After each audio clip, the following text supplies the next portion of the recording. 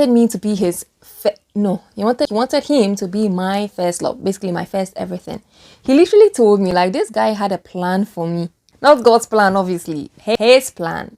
Does anybody here know how to break a soul tie? Because we are going to learn today. What are soul ties?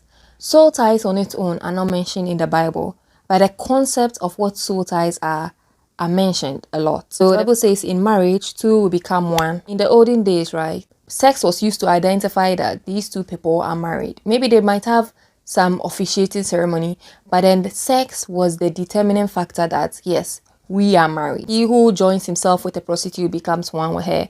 And that means that whoever you join yourself to sexually, you become one with them emotionally, physically, not just physically, emotionally, spiritually, mentally, everything. Because human beings are not just one-dimensional physical beings. My definition of soul tie is the intertwining of two people as one, physically, mentally, emotionally, spiritually, usually in marriage. This can also happen in friendships. For example, David and Jonathan. Sex was made by God to bind their husband and wife together in a very close and intimate way, unlike any other relationship.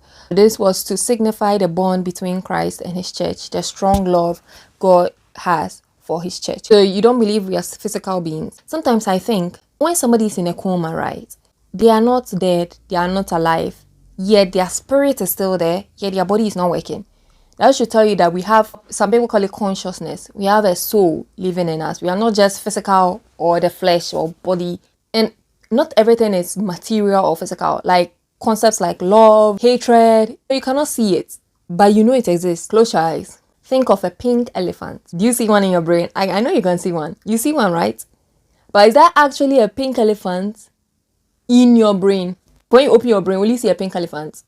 No, it's your mind. Our mind is not just our brain, and human beings are not just our bodies. We have more to us than just the physical. So when you have sex, it's not just physical, and because of it's also spiritual, you start to emulate the personality traits of that person that you have sex with. So you see a lot of people, some people will be like, oh, why are you becoming like, especially husband and wife? You see, they start to resemble each other. And also, you don't just get the personality traits of that person, you also acquire their demons. Basically, STDs are not just sexually transmitted diseases. STDs are also sexually transmitted demons. So whatsoever the demon is in that person, and yes, demons are real. They are so real. More realer than you think. Whatsoever demons are in that one person, it will also become yours. But just because you wear a condom, that does not mean you prevent a soul tie. Because a soul tie is not physical. It's not like you can physically see it. So wearing a condom would do nothing to prevent a soul tie. And in this age of hookup culture has become so normal. It's extremely dangerous, guys. Living your best life and you like to sleep with different girls or different guys. Imagine the number of energies coming into you. It's just crazy. And of course, physical diseases. Some people would like to protect themselves maybe with birth control, but you don't think of your inner health. That's why, you see, sometimes it's like some people are bipolar. They have so much multiple personalities, and it's like their own body does not know what to do. It's ironic that they count bodies. You are counting the bodies, but imagine, instead of counting bodies, count spirits. Just because you have one body, that does not mean there's just one demon that came from that person. And also remember, whosoever those people slept with, if it was a boy, any other girls that he had slept with before he started sleeping with you, those people, because he became one with them, their demons became his, their spirits became intertwined with him. So it also becomes yours. Imagine how you would feel. You just don't feel okay, and you just can't pinpoint it. You can't pinpoint what exactly is making you feel like that, because society likes to make sex be like, oh, it's just a physical thing. But look, if sex was just a physical thing, right? When you get a cut in your hand, maybe a very severe cut, how long do you think it will take? Because it's physical.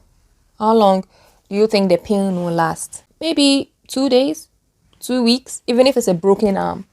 A month, 2 months, because it's physical, so you feel the pain. But if you go through an abusive situation, especially from a woman's perspective, how do you think that will last? The pain. A year, 2 years, 3 years, forever? The story of Tamar, David's daughter, when her brother Amnon was so obsessed with her that he sent her to bed forcefully. You know what I'm trying to say.